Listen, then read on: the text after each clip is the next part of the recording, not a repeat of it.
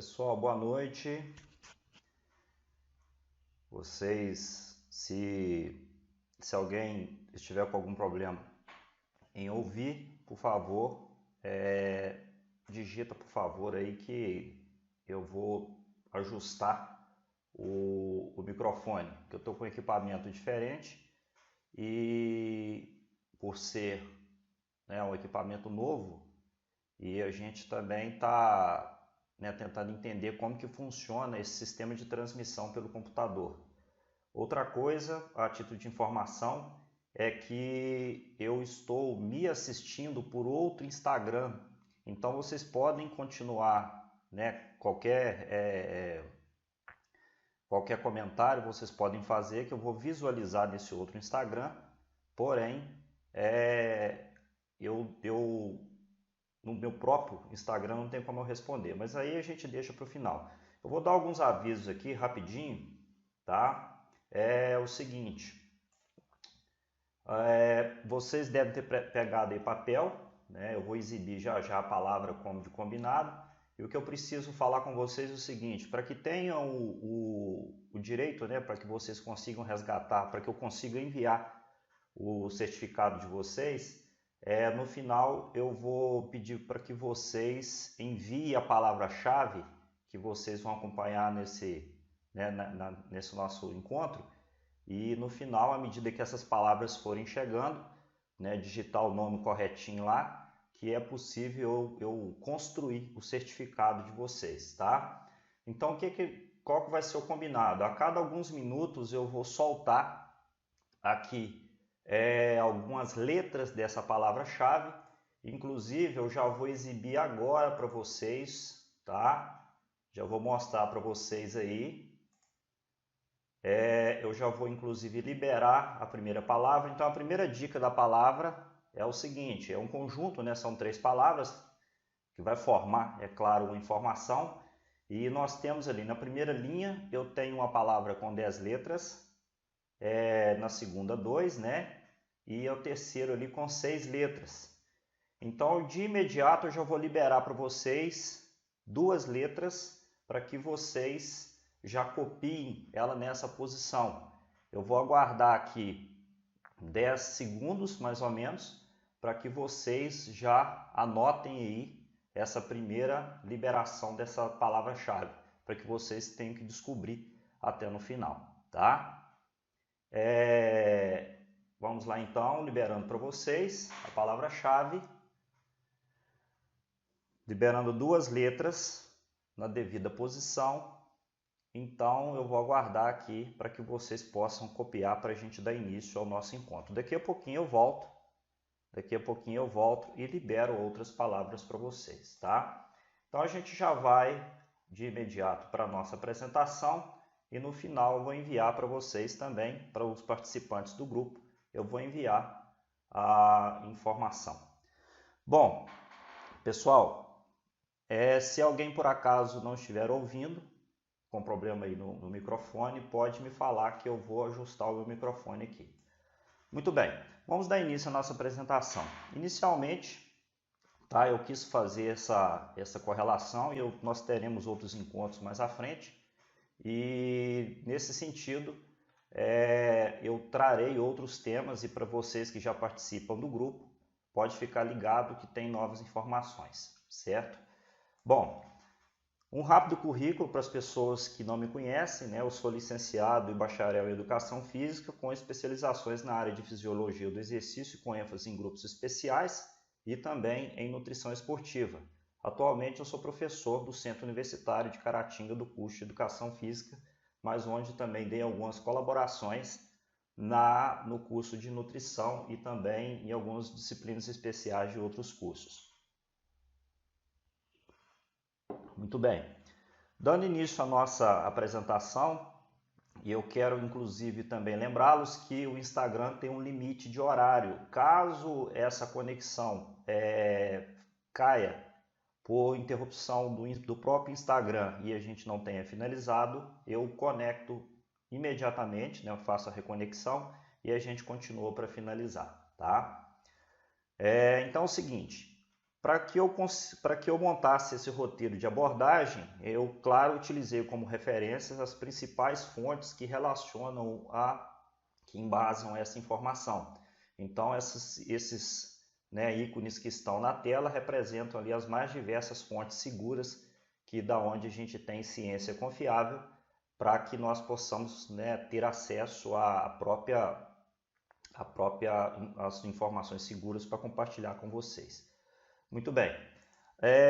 Inicialmente nós vamos falar sobre o conceito de pressão, da hipertensão arterial, e depois a gente vai tecer aqui algumas informações até que cheguemos à própria relação do exercício com a hipertensão. O conceito básico, para que nós entendamos aí o que significa a hipertensão, ela é uma condição clínica multifatorial, que nós falaremos sobre ela, que caracteriza sobre a elevação sustentada de níveis pressóricos que as literaturas nos falam aí, nos dão aí um norte, que a partir de 140 por 90 milímetros de Hg, essa pessoa já seria, sustentando esses valores em repouso, nós já teríamos aí um caso, uma situação de pessoas com hipertensão. Trazendo ilustração didática, uma das formas da hipertensão, vocês podem observar que à esquerda da tela nós temos aí uma imagem que mostra uma ilustração de um vaso sanguíneo saudável e do outro lado vocês observam que tem um vaso um pouco mais fechado e diante desse diâmetro reduzido o sangue teria dificuldade para passar nesse local e essa dificuldade essa força que esse sangue faria nessas paredes poderiam a longo prazo trazer lesões no vaso e, é claro, as complicações que são pertinentes a essa situação.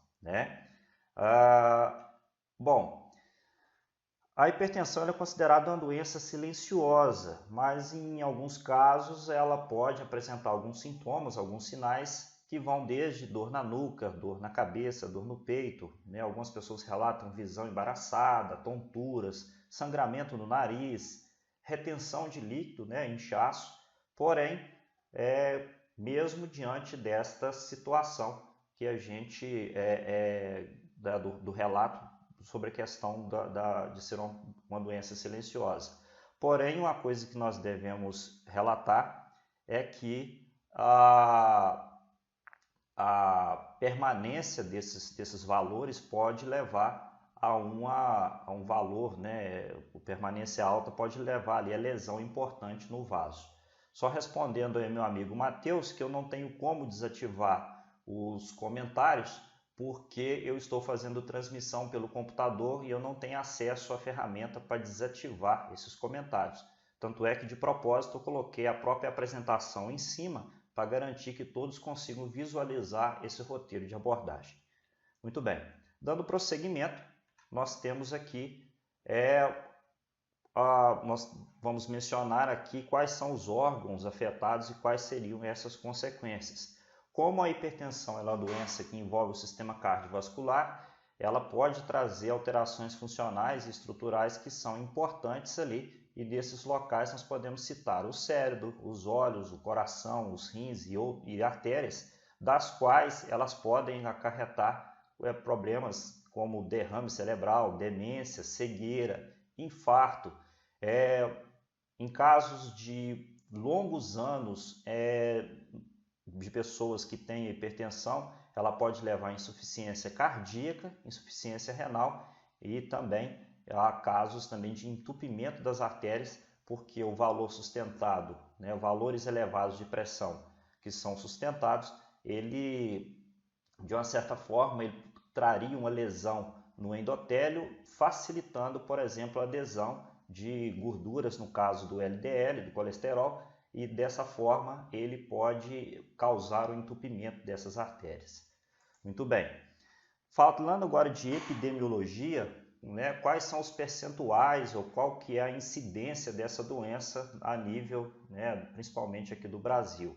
Trazendo uns dados interessantes e consultando o caderno da saúde, ali, da atenção básica da saúde, ela traz para nós ali algumas informações falando que eles afirmam que a hipertensão ela tem uma alta prevalência, porém ela tem baixos valores, né, de baixas taxas de controle.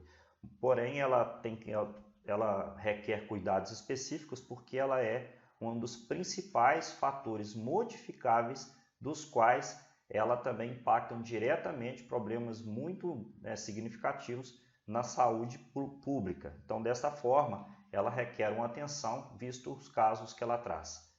Além disso, nós temos outra informação aqui, especificamente do Vigitel, essa publicação de 17 de maio de 2019, ela cita que a hipertensão ela é diagnosticada aqui em torno de 24%, quase 20% da população que foi pesquisada naquela época.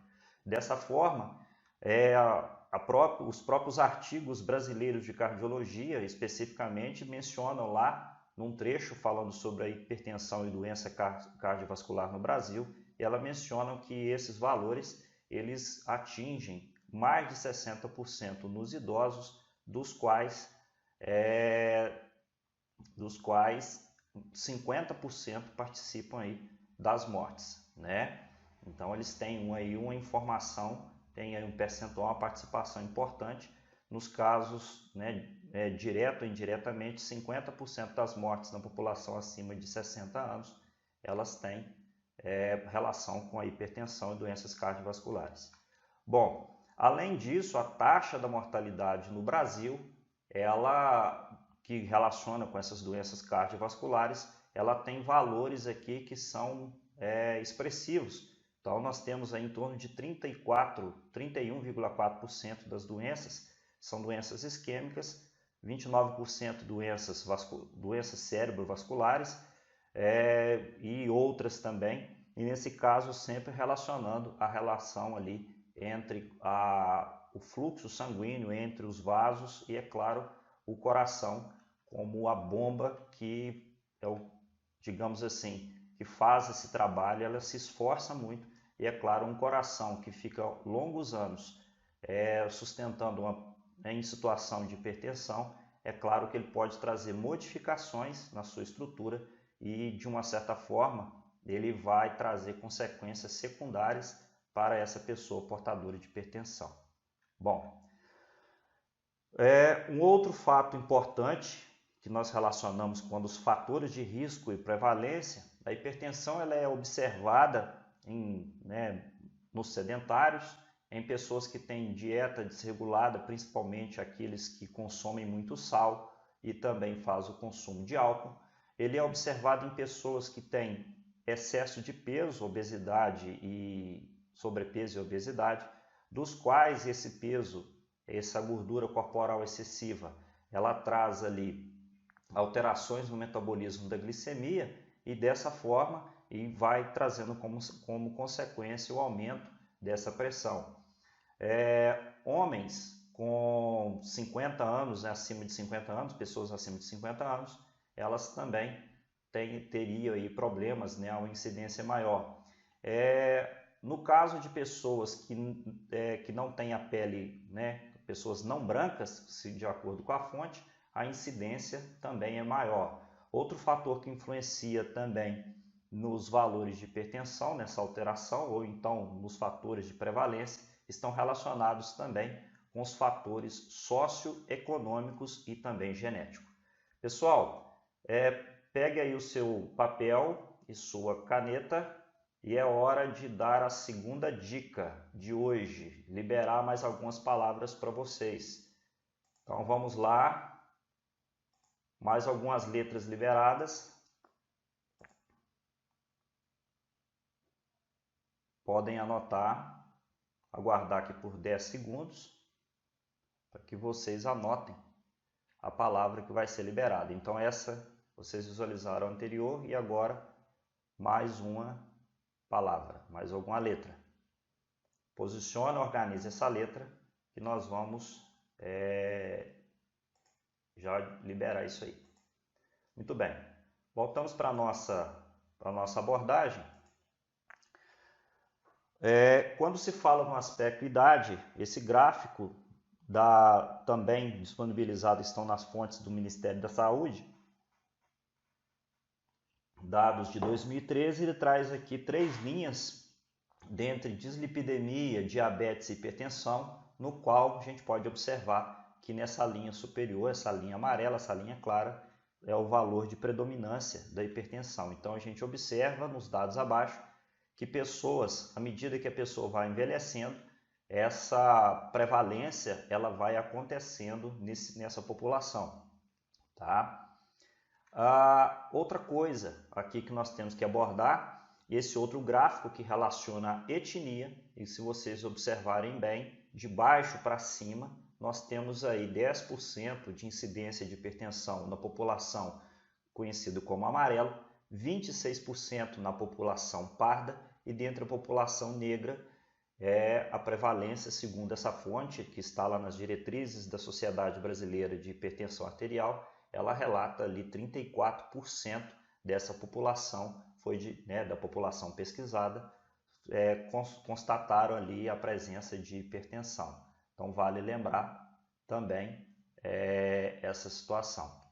Para as pessoas que estão acompanhando, eu estou aqui com meu outro Instagram acompanhando e até agora nessa minha tela secundária, que eu vou mostrar para vocês, eu não estou tendo nenhum problema. Isso aqui seria uma outra fonte externa, como se eu também estivesse, né, na mesma situação que vocês aí, tá? Então, provavelmente, se alguém vai perder algum trecho, pode ficar tranquilo que eu estou gravando essa publicação e eu vou disponibilizar num segundo momento para que vocês possam rever, né? Possivelmente eu posso até liberar no YouTube também. Vamos dar seguimento.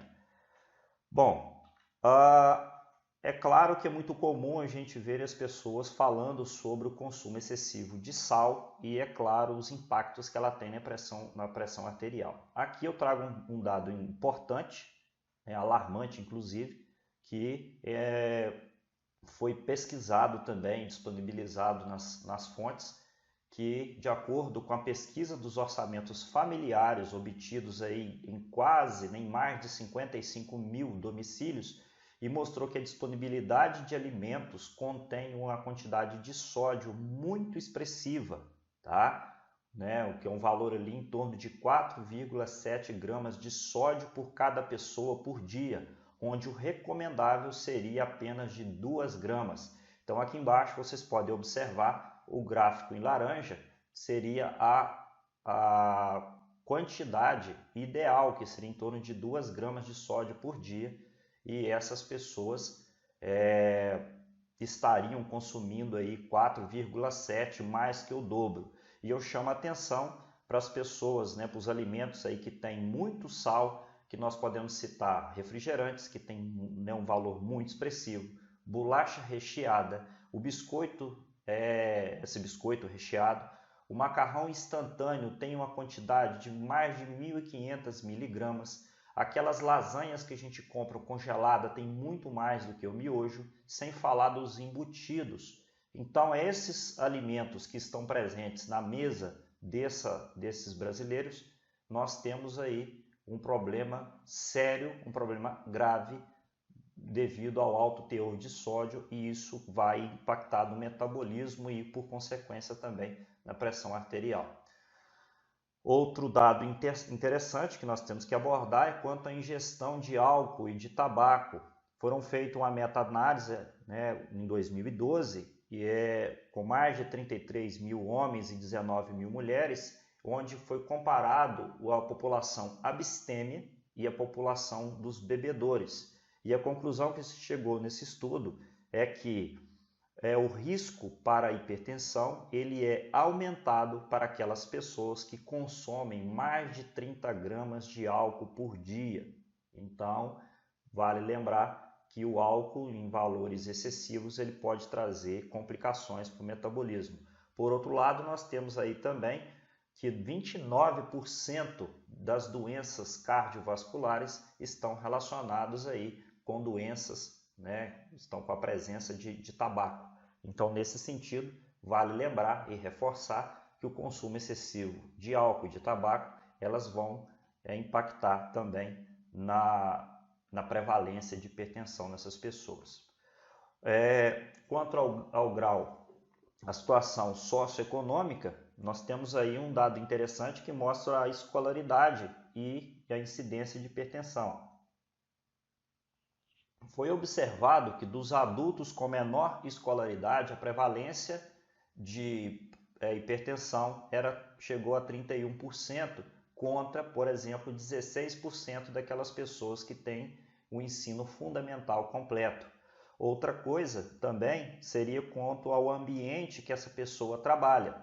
Então, nós temos aí uma prevalência nessa pesquisa de 35% para funcionários de hospitais universitários. Então, o ambiente também corrobora ali, ele complementa essa possibilidade do desenvolvimento da hipertensão, né? O sedentarismo, é claro, ele foi citado lá atrás como a primeira causa, e aqui nós temos alguns números que nos reforçam a importância de estimular a prática de exercícios físicos, e daqui a pouco eu vou falar sobre isso, que essa prevalência, essa pesquisa realizada com a população adulta que tem menos de 150 minutos, que é considerado insuficiente, né, 150 minutos de atividade física, e foi mostrado que 46% dos sedentários têm hipertensão, no caso dos homens, 51% das mulheres sedentárias, e idosos esse valor sobe para 62% desses sedentários. Isso são dados que estão disponibilizados lá na Pesquisa Nacional de Saúde, e eu tenho essas informações, os artigos eu posso disponibilizar para vocês, tá? Quanto à origem, os fatores, né, dessa hipertensão, nós temos aqui, primeiro momento, nós vamos falar sobre a fisiopatologia, né? O porquê que essa doença desenvolve. Já sabemos que existem predisposição genética, porém, um peso muito grande são os fatores ambientais. Isso não quer dizer que a pessoa que tem uma genética para hipertensão, que ela vai manter esses valores elevados. Então, os dados comportamentais, eles impactam diretamente no desenvolvimento. Dentre isso, eu posso mencionar a vocês que que a pressão arterial ela se mantenha elevada, ela depende de processos de regulação que envolve o próprio sistema cardiovascular, ela envolve o sistema renal, o sistema neural, o sistema nervoso, e também o sistema endócrino, os mais importantes, dentre outros que não tem como a gente citar aqui nesse momento. Desta forma, nós podemos mencionar aqui, inicialmente, quando nós falamos desse mecanismo, quando eu menciono o mecanismo renal, ele está relacionado diretamente com o consumo excessivo de sódio. Então, o metabolismo estaria alterado devido a esse consumo elevado. Outra forma seria também a níveis vasculares, os vasos. Então, nós entendemos, como foi mostrado lá na figura no começo, que a própria dilatação ou o próprio fechamento dos vasos estariam relacionados, por exemplo, com os chamados citocinas inflamatórias. As pessoas obesas, o tecido gorduroso, o tecido adiposo, ele libera citocinas inflamatórias que impedem, por exemplo, que o vaso possa se dilatar de maneira importante devido a um processo inflamatório. Então ele desencadeia algo que nós chamamos de disfunção endotelial. Aqui nessa figura ao lado esquerdo da tela nós temos um vaso, e essa camada interna do vaso é chamada de células endoteliais, que elas participam junto com a segunda camada aqui da parte de fechamento, né, ou dilatação desse vaso. Então, se isso não acontece, é um problema. Outra forma também seria, no caso dos hormônios, seria um desequilíbrio na renina, que é um hormônio que ele também trabalha, né, de forma específica a permitir vamos falar assim, ele aumentaria a constrição do vaso. Então, se ele participa de uma certa forma do controle do diâmetro do vaso, alterar o funcionamento, a secreção desse hormônio traria problemas também. E o quarto item, para me liberar inclusive para vocês mais algumas letras da nossa palavra-chave, é os dados neurais, que o sistema nervoso, na sua porção simpática, ela estaria influenciando também no aumento da pressão arterial. E, a título de curiosidade, a obesidade e também a apneia do sono poderia aumentar a atividade desse sistema nervoso, levando a episódios de hipertensão, tá? Pessoal, vou liberar aqui agora para vocês mais algumas letras da nossa palavra-chave. Então aproveitem aí mais 10 segundos para que vocês possam copiar essas letras, tá?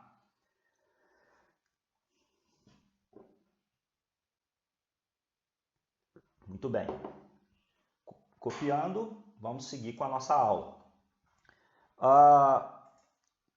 Outros fatores também que têm relação com a hipertensão são os fatores que são relacionados, por exemplo, à gestação, ao uso de alguns medicamentos, uso de anticoncepcionais, uso de alguns anti-inflamatórios e também a presença de alguns tumores que não tem como a gente detalhar aqui agora devido ao nosso tempo, né? Mas é importante que esses fatores sejam citados também. Falando especificamente agora do exercício físico, já que nós mencionamos o que é, quais são os fatores, a epidemiologia, vamos chegar agora a relacionar especificamente ao exercício físico. Então, nesta hora, eu quero fazer uma abordagem muito importante para vocês. Olhe bem, a sociedade atual, ela necessita de atividade física mais exercício físico. Por que eu coloquei isso de forma separada? Eu coloquei de maneira proposital para que nós possamos conceituar especificamente essa situação. Quando eu me refiro à palavra atividade física, eu estou falando daquelas atividades do cotidiano. São atividades livres, sem planejamento, sem objetivos específicos. Ela não precisa de orientação de profissional, né? Porque se você varre uma casa, se você cuida de um jardim, se você vai à padaria a pé para buscar, né, um pão ou alguma coisa, nesse sentido, você não faria isso com objetivo planejado em relação à aptidão física. Porém, por que isso é recomendável? Porque isso gasta energia, isso, né, cria movimento. Então, as pessoas devem fazer atividade física, manter níveis elevados de atividade física, porque isso vai consumir energias e isso são atividades do cotidiano. Isso faz parte da nossa rotina e a gente deve manter. Então, nesse sentido, por ela ser livre e eu conseguindo manter um nível elevado de atividade física, eu consigo manter isso, né, um grau de energia gasto, isso vai ser benéfico. Por outro lado, o exercício físico, ele é uma atividade física planejada, ela é sistematizada, ela é supervisionada, ela tem objetivos bem definidos, ela tem metas e prazos estabelecidos e nesta hora, quem é o profissional que tem competência e é designado para fazer isso é o profissional de educação física. Então, quando uma pessoa vai ao médico e o médico fala para ela fazer atividade física, ele está mandando, né, inicialmente, que ela mantenha níveis gerais de atividade física.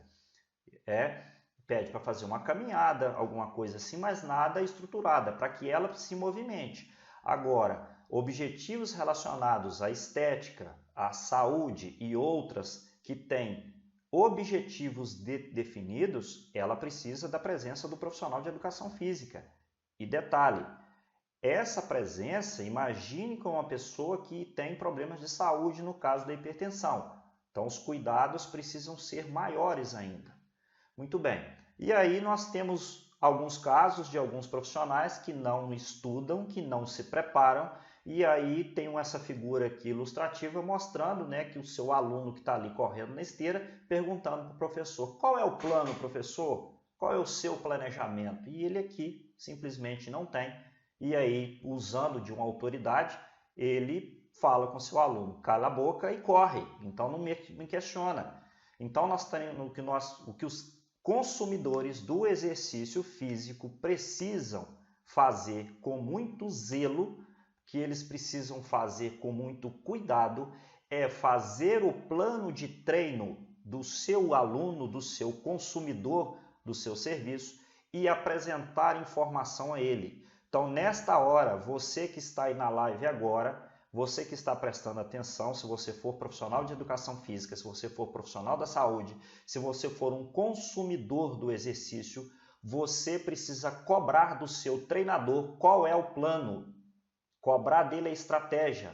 Você tem que vigiar, mostrar dele, cobrar dele essa informação, porque ele estudou para isso, ele tem que usar ferramentas, ele não pode ser uma pessoa que não planeja o exercício, ele tem planos, ele precisa avaliar, ele precisa testar, ele precisa prescrever o exercício em cima de informações e isso custa, Isso custa tempo, isso tem metodologia. Agora, o que acontece é o seguinte, se você que é consumidor do serviço do profissional de educação física, você paga por esse trabalho e tem que cobrar um trabalho de excelência.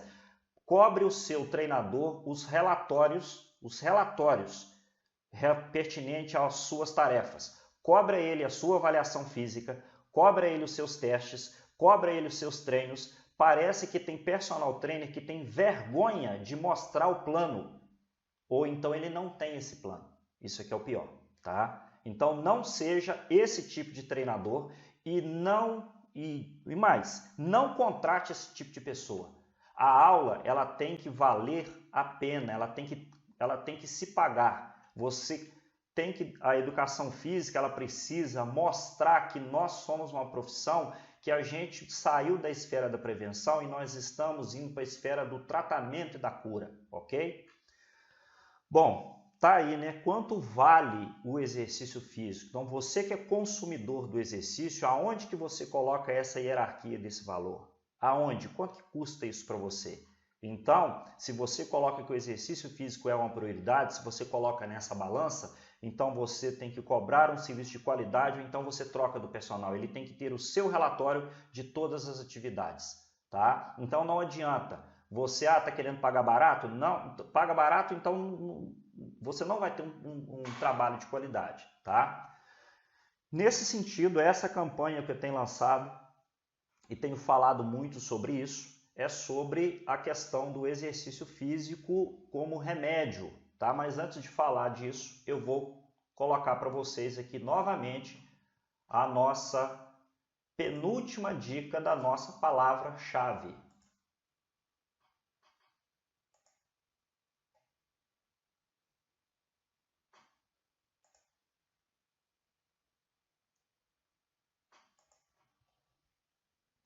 Eu vou colocar a última dica da palavra-chave. Aliás, eu vou dar mais uma dica depois, tá? Pode copiar.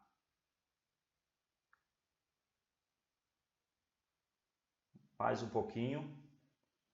Voltando aqui com a nossa aula para a gente dar o segmento, tá? Muito bem. Tá aqui, gente. O exercício tem que ser prescrito de tal forma, com metodologia, que ele traga respostas. Nós temos aqui uma figura ilustrativa que mostra aqui um checklist do qual um professor, um profissional de educação física tem que mostrar, tem que trabalhar. Então ele precisa precisa utilizar de metodologia de treino, escolher tipo de exercício, definir a frequência semanal, definir uma relação entre volume e intensidade e progredir com o treino na hora que for necessário, Então, qual é a conduta desse profissional de educação física quando ele precisar de trabalhar? A própria sociedade americana, a sociedade, o American College, o Colégio Americano de Medicina do Esporte, que lançou a campanha que o exercício é remédio, eles falam que os exercícios devem ser multifuncionais e variados, que os exercícios têm que estimular valências e capacidades físicas. Eu professor Amarildo, eu não estudei na faculdade para treinar músculos. Eu estudei para treinar pessoas. É um sistema integrado. Então, aquele profissional que treina apenas músculo, ele está trabalhando errado. Eu tenho que trabalhar um sistema integrado. Só que eu estou vendo aqui nos comentários, daqui a pouco eu vou voltar com a palavra de novo, tá? Pode ficar com calma, pode ficar tranquilo. E aí, nesse sentido, esses treinamentos multifuncionais e variados que a gente pode explorar, a gente consegue muito resultado para treinar seres humanos com metas.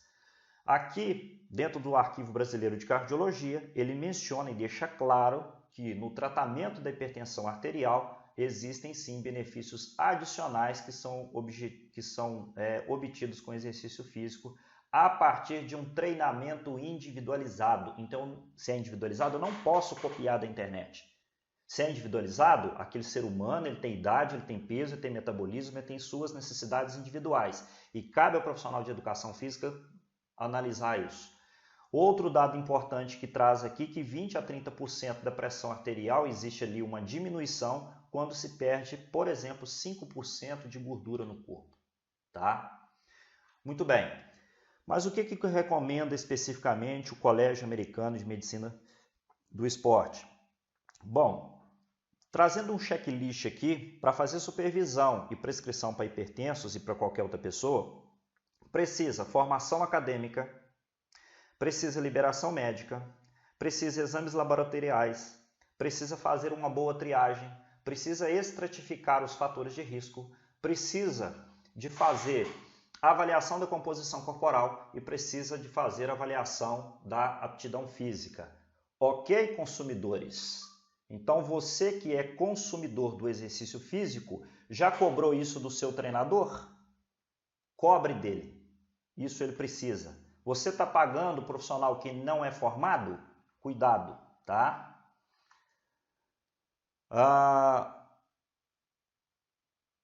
Muito bem. Só um minutinho que eu estou lendo um comentário aqui. Muito bem, depois eu vou comentar sobre isso. Então vamos lá.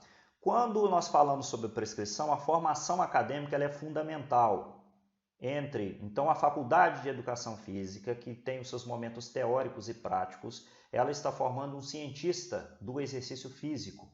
E quando nós falamos de hipertenso, necessita de uma especialidade, de mais estudos, para que esse profissional ele balize o exercício dentro das necessidades de cada um. Tá? E daí, dentro desse plano, tem aqui essa figura que ilustra para a gente que o médico precisa liberar essa pessoa para fazer exercício.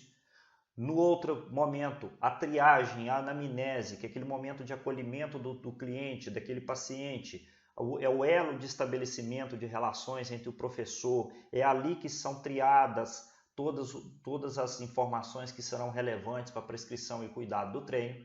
Depois ele vai para a sala de avaliação física e de lá avalia índice de massa corporal, possivelmente percentual de gordura, para que esses dados depois ele possa trazer informações importantes para serem analisadas, porque se eu levo o meu cliente numa sala de avaliação e lá eu vou coletar dele vários dados, o que eu quero apresentar para ele depois é a evolução. Então, se você contrata um trabalho, um serviço onde o profissional de educação física não te avalia e não mostra a sua evolução, vaza, corre, porque esse camarada não está fazendo o trabalho direito dele não, tá? E daí, a partir dessas avaliações, os treinos devem ser prescritos, olhe bem, em doses, com base principalmente nessas avaliações. Por exemplo, quando o exercício for de capacidade cardiorrespiratória, ele tem que ser prescrito com base em percentuais do consumo de oxigênio, que a gente chama de VO2. Quando ele for treinamento de força, ele tem que ser prescrito com percentuais da força muscular, que a gente fala de uma repetição máxima. Quando a gente fala sobre outros parâmetros, outras aptidões físicas, nós estaremos falando na capacidade de recuperar deficiências funcionais, de coordenação motora, de flexibilidade, de outras coisas que são fundamentais para a saúde, tá? Então, o que cabe para nós? Quando eu, profissional de educação física, estou controlando as variáveis de uma aula, eu preciso utilizar, de acordo com recomendações do próprio Colégio Americano de Medicina do Esporte, uma escala de adaptação, uma escala subjetiva de Borg, para que esse consumidor do exercício relate como que ele está percebendo o exercício, se está leve, se está moderado. Eu tenho que controlar a resposta cardiovascular com o monitor cardíaco e eu tenho que saber ali quais são as variáveis, né, a resposta da pressão dele durante o treino.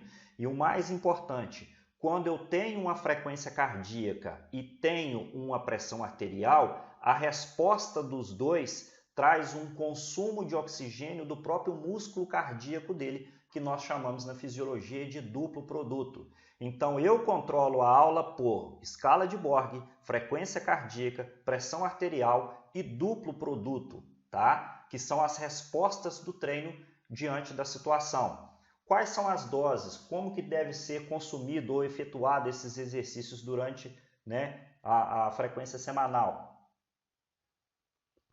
Prestem bem atenção, as doses semanais podem variar de 3 a 7 vezes. Aí você fala comigo assim, mas 7 vezes? Sim, quando eu adiciono as atividades do cotidiano, ir na padaria, cuidar do jardim, né, as atividades normais, e fazer o meu treino lá na academia, juntamente com o meu personal, seja lá qual for a estratégia que ele vai utilizar, de exercícios aeróbicos, de exercícios de multicapacidades que precisam ser, né, trabalhados a cada um. Então, esses exercícios devem corrigir deficiências funcionais. Se você analisar agora essa imagem, nós temos aí a imagem de um idoso caminhando, deambulando, e ele precisa de manter essa capacidade funcional. Eu preciso também desenvolver ou manter um índice de flexibilidade e também de equilíbrio para garantir, é claro, para garantir uma boa qualidade e segurança no dia a dia dessa pessoa, independente dele ser jovem ou ser idoso. O que me preocupa é que existem muitos jovens, 18, 16, 20, 30 anos, que estão com deficiências funcionais, né? A idade deles ali fazendo um paralelo, como se eles tivessem ali 70 anos. Isso aí preocupa muito. Bom, quando se fala de exercícios aeróbicos, eu preciso desenvolver exercícios aeróbicos de membros superiores e de inferiores. Por que eu estou destacando isso? Eu estou destacando essa situação porque o que acontece? Existem pessoas que relacionam exercícios físicos apenas de membros inferiores e sempre relatam as caminhadas e os braços não desenvolveram essa capacidade. Então, por exemplo, a corda naval, fazer flexão, exercícios que movimentem os braços, exercícios integrados, vai criar um ambiente aeróbico e desenvolver a capacidade. E aqui embaixo, né, na nossa ilustração, ele mostra para a gente que eu posso trabalhar entre 40% a 60% até 90% da capacidade de consumo de oxigênio de cada um. Então, se você olhar para a tela, eu tenho a figura aqui de 5 pessoas. Cada pessoa tem um condicionamento diferente e eu tenho que determinar ali qual é a frequência de treino de cada um, controlar de maneira individual. Outra coisa é que os exercícios têm que ser contínuos ou intervalados. Pode ser intervalado, pode ser contínuo ali. Sabe o famoso HIIT? Pode ser trabalhado junto com outras atividades mais intensas. O que tem que ser feito também são exercícios moderados a vigorosos. Se for para uma pessoa sair de casa para fazer caminhada dentro de uma academia, isso tem que ser revisto, tá? Tem que ser revisto porque talvez essa caminhada esteja abaixo do moderado, talvez esteja no leve. Então tem que olhar isso, para que isso seja prescrito dentro do ideal. Temos aqui também o trabalho de força. Da mesma forma, eu posso fazer ali, colocar peso nesse hipertenso, desde que sejam tomados alguns cuidados.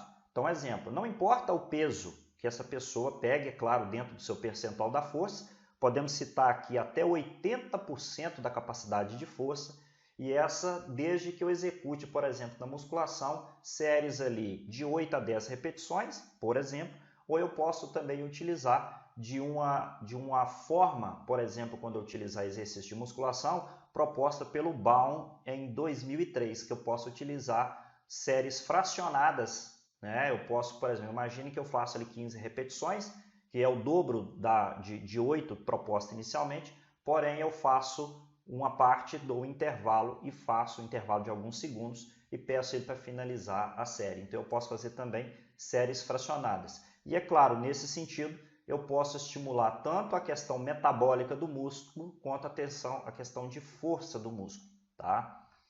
Exercícios de flexibilidade são fundamentais, tá? Porque muitas pessoas não dão valor. Essa figura mostra pra gente que se você não tem flexibilidade, por exemplo, de membro de posterior, você teria um problema aí, por exemplo, para amarrar o seu tênis. Olhe bem. Então, trabalhar a flexibilidade também é uma capacidade física que precisa ser trabalhada em qualquer fase de vida. E o que me preocupa, o que me entristece, são aquelas pessoas que chegam na academia, pega a sua ficha, vai treinar, sem aquecer direito, sem fazer trabalho de flexibilidade, termina, coloca a ficha ali e vai embora e também não faz nada. Depois, o que acontece? Fica uma pessoa com a musculatura, vamos falar, fortalecida, né, com tônus muscular, mas fica toda rígida, parecendo um robô. E aí a gente vê exatamente essa situação. Daí nós temos também nessa situação entender aqui sobre os exercícios variáveis. Essa figura mostra para a gente a conexão entre os exercícios, uma estrutura aqui simbólica, né, que mostra quando eu escolho o exercício, ele tem que se conectar entre várias capacidades físicas. E lembre-se, até agora eu não citei nada relacionado a valores estéticos do exercício, eu estou falando sobre capacidades físicas. Então, quando eu treino capacidades físicas, as respostas estéticas de volume muscular e emagrecimento, eles vão aparecendo. O problema é que a pessoa deposita, por exemplo, a sua esperança num fator de emagrecimento e esquecem, por exemplo, de trabalhar as questões fundamentais que são as capacidades físicas. E isso é um problema, tá? Agora, para a gente, nosso último momento da aula, eu vou trazer, né, desse nosso encontro, eu vou trazer um paralelo aqui entre exercício e os recursos farmacológicos.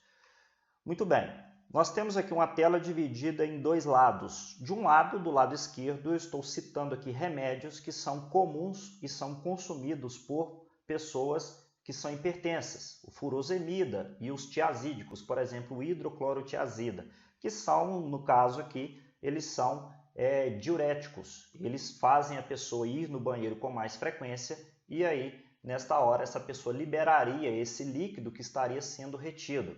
Agora, por outro lado, se a pessoa faz exercício físico, essa pessoa transpira. O suor libera até 50 milimols de sódio por cada litro que a pessoa transpira. Então, transpirar também seria um recurso do exercício que tem benefício na hipertensão. Quando essa pessoa faz uma pré-hidratação perfeita para ir treinar, ela também consegue ter benefícios depois do treino, tá? Outro paralelo, pessoas tomam um calmante, porque se acalmam e ficando relaxadas, elas têm uma pressão arterial melhor. E o exercício físico? Claro, o exercício físico, aquele que você faz com prazer, ele libera as endorfinas e serotoninas. Então, é a minha obrigação criar um ambiente prazeroso para o meu aluno, para que ele, de uma certa forma, ele sinta prazer na minha aula e, é claro, depois do treino, o próprio treino vai liberar nele essas endorfinas, esses hormônios do bem-estar que vão agir de forma benéfica na pressão. Outro fármaco são a turminha ali do losartana, enalapril, captopril, que são responsáveis, por exemplo, por vasodilatadores. Lembra lá do começo que não mostrei, tem essa figura que mostra para a gente sobre vasodilatadores? Nós temos aqui, por exemplo, que o exercício ele é capaz de fazer vasodilatação. Se os vasos dilatam, a pressão ela vai diminuir. E aí, principalmente, nós falamos da circulação periférica, que é aquela que está lá no músculo, aquela que está lá nos órgãos fazendo troca gasosa, e aí eu tenho benefício nesse sentido, tá? Então, eu tive o cuidado de citar isso aqui e falar que o exercício faz o mesmo efeito de um conjunto de remédios.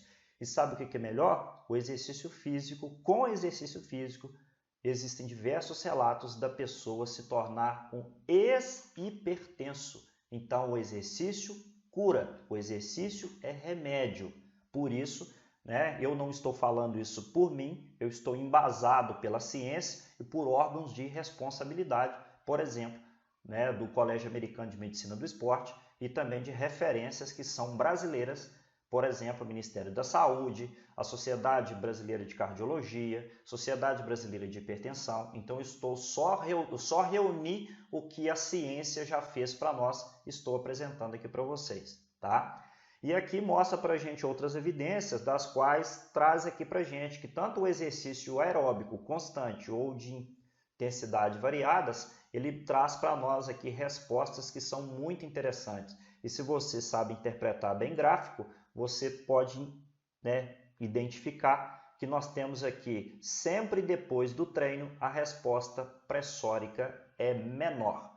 Então é comum a pessoa chegar com a pressão X, ela vai ter uma resposta, principalmente a pressão sistólica vai ser elevado juntamente com a frequência cardíaca durante o treino, mas depois essa pessoa pode permanecer algumas horas com a pressão baixa e aí, é claro, à medida que ela vai combinando frequência de exercício, ela pode até retirar o remédio e depois não vai fazer mais o uso desse medicamento. Então, olhe bem, é uma atividade, exercício físico, dificilmente tem contraindicação, tá? Remédio tem, Todo remédio tem lá sua contraindicação, Nesse momento eu não estou falando sobre a não importância dos medicamentos. O que eu me deixo indignado é que as pessoas preferem consumir 150, 200 reais por mês de aula ou de remédio, mas não tem coragem de pagar, por exemplo, 80, 90 reais em uma mensalidade de uma academia que vai fazer, por exemplo, um trabalho sério na saúde dela, tá? Ou então, até mesmo se for pagar pessoas que às vezes consomem 400, 500 reais por mês com medicamento e não tem coragem de pagar um personal trainer para cuidar dessa informação, dessa questão da saúde, Tem aqui um artigo que mostra para a gente sobre a importância, o uso do treinamento HIIT, do treinamento intervalado, que traz melhoras na pressão arterial, principalmente na resposta de óxido nítrico, que tem a ver com vasodilatação, Então, mais uma informação da ciência. Tem aqui, por exemplo, o efeito hipotensor, o efeito da queda da pressão em pessoas com indivíduos aí normotensos. Temos aqui, por exemplo, um trabalho que foi feito com treinamento funcional em pessoas obesas. Então, o treinamento funcional se mostrou aqui na conclusão do trabalho que foi positivo para os hipertensos, reduzindo a pressão arterial, além de fazer também a substituição de doses de medicamento. Então, mais uma vez, corroborando aqui para a gente da importância do exercício físico, tá?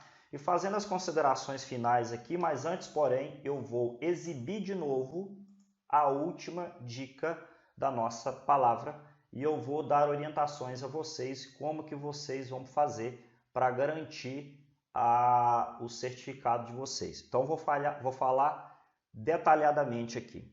A partir de agora, vocês que copiaram essa palavra, a dica está na tela, então vou ler para vocês. A dica da palavra é o movimento do sangue originado pelo bombeamento do coração que envia para as artérias. Então, vocês já mataram a charada. O que vocês vão fazer assim que terminar a live?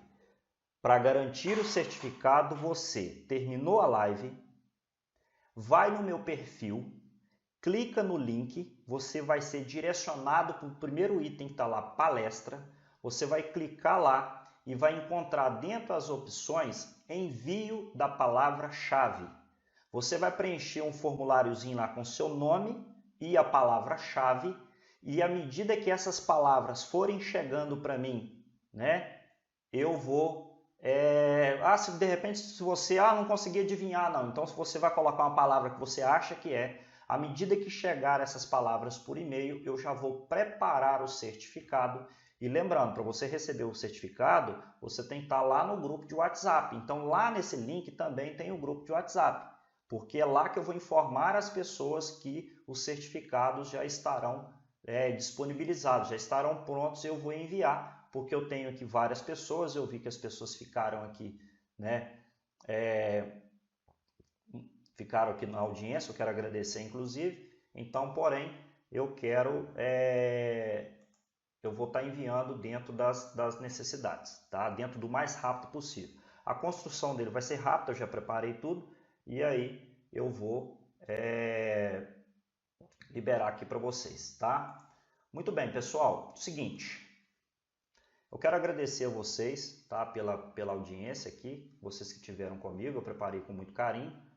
E eu tenho outro presente também para vocês. Eu converti essa aula num e-book e as pessoas que estão lá no grupo do WhatsApp, eu vou enviar essa aula aqui para vocês em forma de e-book, para que vocês tenham isso como um norte e possam contribuir de maneira importante, tá? Nós finalizamos agora às 21 horas, antes do Instagram derrubar a gente, e vocês que já estão no grupo de WhatsApp, podem ficar conectados lá, porque eu vou trazer para vocês outros momentos iguais a esse, e em breve eu estarei lançando aí também algumas novidades na área de cursos online, cursos em grupo fechado também à distância, né, com turma fechada. Eu estarei também elaborando workshops, que é muito comum as pessoas utilizarem. Então eu tenho aí muita coisa de agora em diante. Então vocês ficarem conectados. E outra coisa, eu quero que vocês aproveitem o momento. Pode dar um print aí, ó, e depois vocês postem lá no Instagram de vocês, tá? Vou fazer uma cara de paisagem aqui para vocês printarem.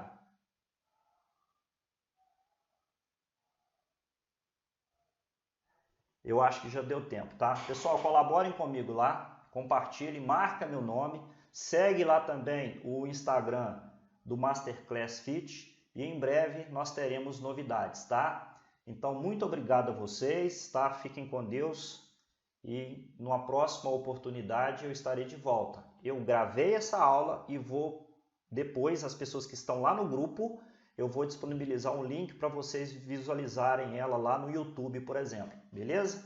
Abraço, pessoal. Fiquem com Deus.